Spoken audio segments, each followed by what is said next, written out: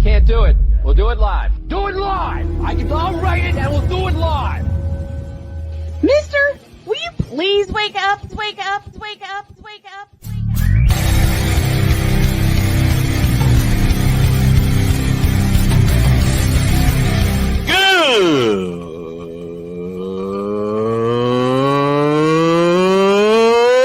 Good morning! Snowman here to all you Brock Purdy and San Francisco 49er haters. Shut up! I gotta thank you, Shane. I mean, whatever happened to the games where breaking 100 points was, I don't know, unusual?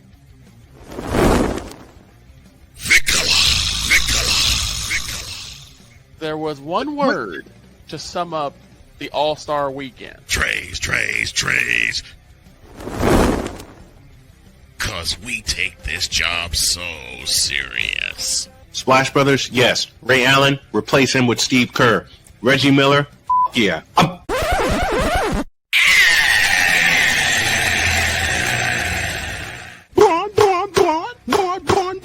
What in the all types of blue hell?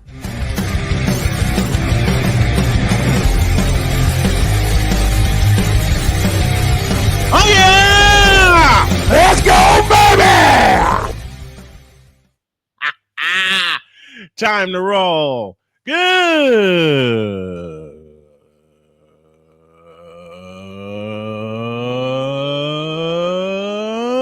morning. Welcome to the Taco Tuesday edition of Snowman in the Morning. Glad to have y'all with us, which is probably going to require a call from my wife saying, honey, go get me tacos for dinner. On to business. This first hour is powered by Invader Coffee, fuel for the fearless. The dog is here, and so is the hired sword. Old Snowman is here with y'all, and we're going to start by digging into the Fanatics feedback zone. All right. As Sick Diggy is here with us, saying good morning, good afternoon, good evening, and good night. And Brandon Dyer chimes in. Brandon, let me know where you're watching from. Brandon Dyer says the Angel Reese hate is crazy. Let me clarify that statement for you from this point of view. The hate against Angel Reese, yes. The criticism of her game is necessary because she has not grown. Yeah, there has to be a differentiation between hates, because there are people who do legitimately just hate. Truly, yeah, and that is not allowed. Caitlin Clark said it herself. That is not allowed. Right. Okay? That is not allowed, nor will it ever be allowed. But not every criticism is hate either. No, it's just constructive criticism. Exactly. And the fact of the matter is, we have seen nothing but a regression of Angel Reese since she got out of LSU and came to the WNBA. Go ahead. And the fact is, I was afraid of this after her incredible game against Iowa in the regional championship that Shane and I did. Yeah. 17 points, 20 rebounds on a bad knee. She injured her knee early in the game, came back, finished the game. I don't think she came out. After that brief timeout where she went out and Kim Mulkey called a timeout to get Angel Reese off the floor, Angel Reese went back in and finished the game. Incredible. Okay? I said that during the broadcast.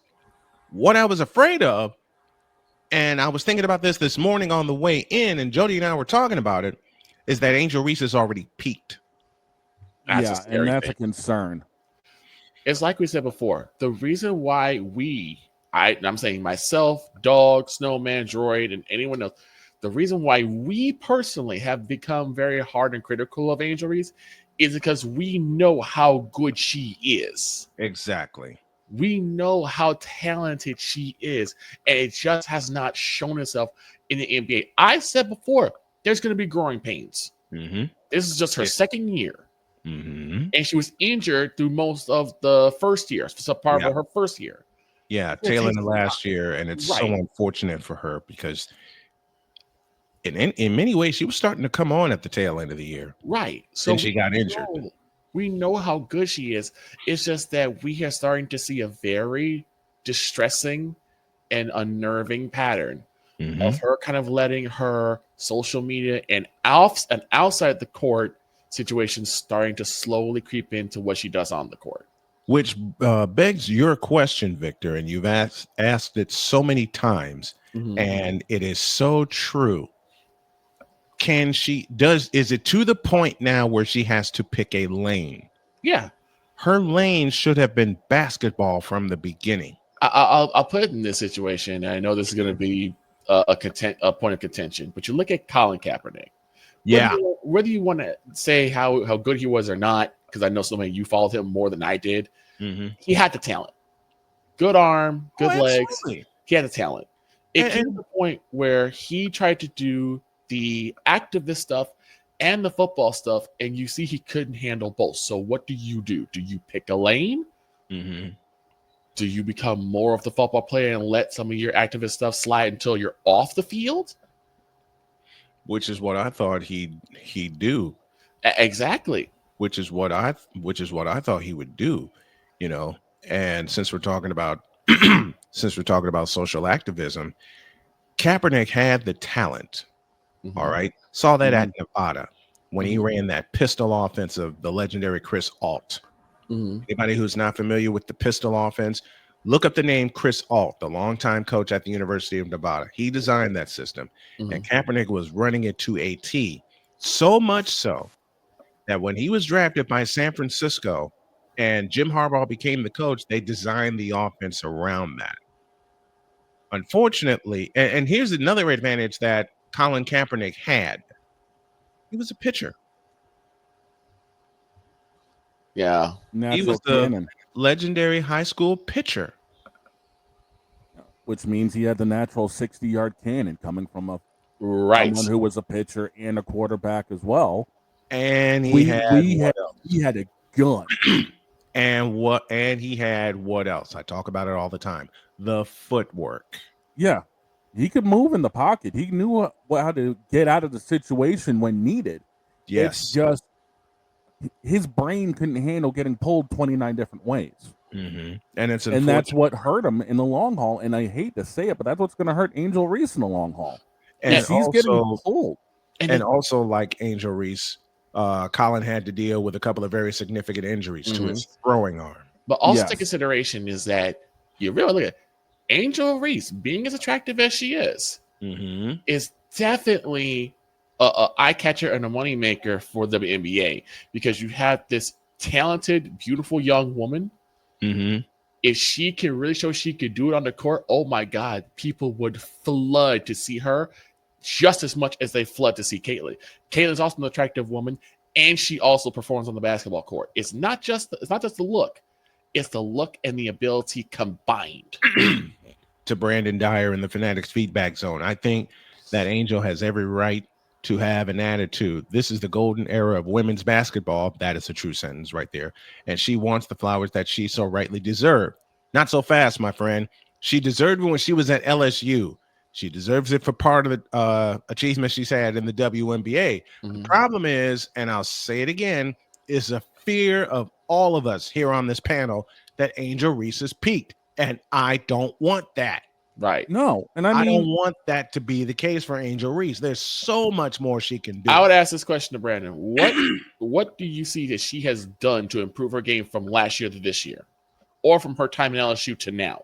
What has she done? What have you seen that she has improved on? And Brandon, we were joking at the top of the show. All right. The fact of the matter is, we were totally joking with that word at the top of the show. The fact of the matter is, when it comes to Angel Reese, and we saw this in the 3-on-3 league that she was in during the summer, and we're seeing it again here now. Well, also, let me take. Go ahead. I was going to say, the thing is, she has tried to develop a mid-range shot, and it's not there. No. And that's she went in the opening game 5 of 14 and had 5 turnovers in the game. Well, also, let me clarify what I meant by when I said that. When you get beat the way that you did on Saturday, don't nobody want to hear about you crying and whining. At that point, you got to take your L and say, you know what? We didn't play our game. we're gonna get back in the gym, we're gonna get back in the film room, and we're gonna get stronger. Yes. When you come out there, and unfortunately, this is what Angel did. When she came out there and she started whining about the fouls and everything, that puts a negative stamp on you. It certainly yes, she could get mad about the fact that she was fouled, but at this point, you're gonna get fouled. That's how the game goes. There's a difference to the between. point, right?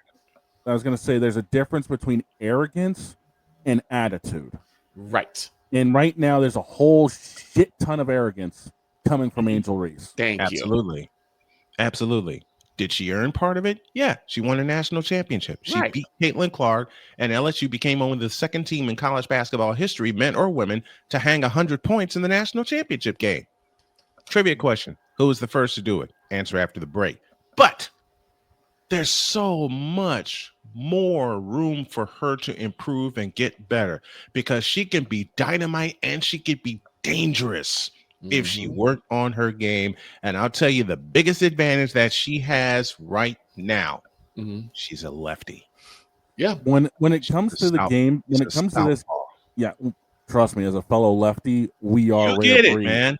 You but get the it. thing is, the one question that revolves around sports in general, but now with the WNBA, the one question is, what have you done lately? True.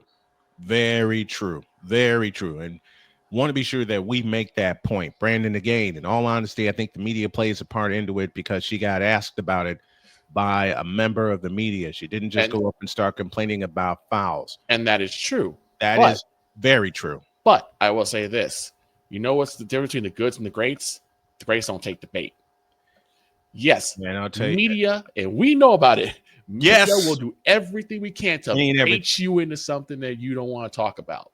Any and everything. Michael Jordan, anybody? Right. We will bait you into something that you don't want to talk about. We will do everything, because that's what gets the stories. Media will try to bait you. But the thing is that as a professional, you have to make sure, and that's why I said she may need a media council.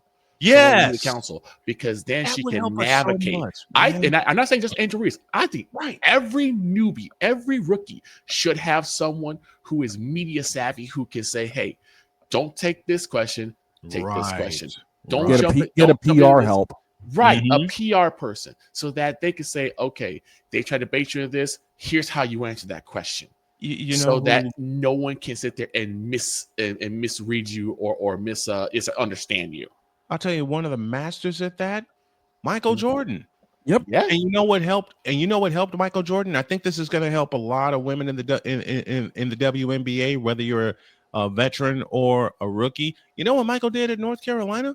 And I'm not saying that most of the women in the WNBA don't have this skill already, but they can benefit from it a lot more. Oh, yeah. Michael took a journalism class. And even if you don't have that, find someone experience. Yes. Lisa Leslie. I don't think I've ever seen Lisa Leslie have a media gaffe. I could be wrong. You never did. I never saw it. I'll give you another name of someone who is a color commentator now that never had a gaffe. Rebecca Lobo. Right. Rebecca Lobo. Sometimes you just need someone who's more media savvy than you are. You just need that. Look, I needed that coaching. Yes. I've needed that coaching, and I still need it from time to time. And I've been in the game 30 years. God, I'm old. But be that as it may, 30 years I've been at this. And even I, from time to time, and Victor, you and Derek and Camille and the rest of the team, when I was going through a horrible amount of personal turbulence, said, A, get yourself some help. Yeah. And B, get yourself a media coach. Yeah. And at the time, I bristled at the suggestion, and I'm thinking, I don't need a media coach. But after a couple nights in the hospital, I thought, yes, I did. Right. And that coach was my boss, John Kalidas. Michael Consacio from the East joins us. Fellas, very simple. Name a big that's left-handed and has no ball handling skills. Teams make her go to her right. Yep. As far as her mental, she's been pampered most of her life. Very true. Look at her days at LSU. She needs a serious mental adjustment. Exactly. Because when you move up a level. Exactly. Thank you for saying challenges that, are Snowman. so different. The challenges are so different. When we did high school sports for 10 years, Victor and I covered the high school scene for 10 years before we got back into the college game. The difference is very real. Yes, Yeah, it's it is. why I always say that there should be a mandatory of at least 2 years in college before you go to the pros. I'm not the biggest keen. I know some people have done it. They've gone from high school to the pros and done extremely well. And Kevin still Garnett, anybody? Right. Kobe. I still Bean think Bryant, anybody? right. Exactly. I No, still one of the first to do it that I learned of later on, Moses Malone. As much Exactly. as I hate to say it, LeBron. Yeah. As much as we rag on LeBron, Let's throw he's as much got as we talent. rag on LeBron. Let's throw him his flowers. He's done tremendous. Right. Going from high school to the pros. Listen, folks, as much as we rag on LeBron, we know what the truth is also. Okay? We know what the truth is. We just named some stars. Give you another old school one, and this is one of Victor's favorites, Daryl Dawkins. Daryl Dawkins, Chocolate Thunder. It can be done, but the thing is that you do miss intangibles when you go from high school to the league, because there's a lot of things that high school doesn't teach you, like financials, like finances. Oh my God, yes. Oh my God. Gosh. Like public relations. Like public relations. Like journalism. Absolutely. Say that again. Say that again, man. Public relations. Yes. Financial help. Finance courses. These are things that you learn more so in college. You may get one course to get you through high school, but you learn the bulk of that in college. I still remember, as much as it pains me, there was a player in Chicago who had just signed this big time contract, right? Went from high school right to the league. Got into an accident with his motorcycle, couldn't play. Jay Williams. And he just came out of Duke. And the Bulls signed him to a big contract. And unfortunately for Jay, that motorcycle accident changed him. Yeah. And I hate seeing that. I don't listen, folks. I wish no injury on anybody. No. Ever. No. You understand me? Ever. Do we rag on a lot of players here? Absolutely. And we'll still do that. And we'll still do that. But what folks need to understand, our criticism of Angel Reese is her performance on the basketball court. Exactly. And that's how we judge everybody that we talk about. So Angel Reese is going to come to the point, and Victor has said this so many times before, that she has to pick a lane. Are you going to play basketball or are you going to be a Barbie? Right. She has to pick a lane.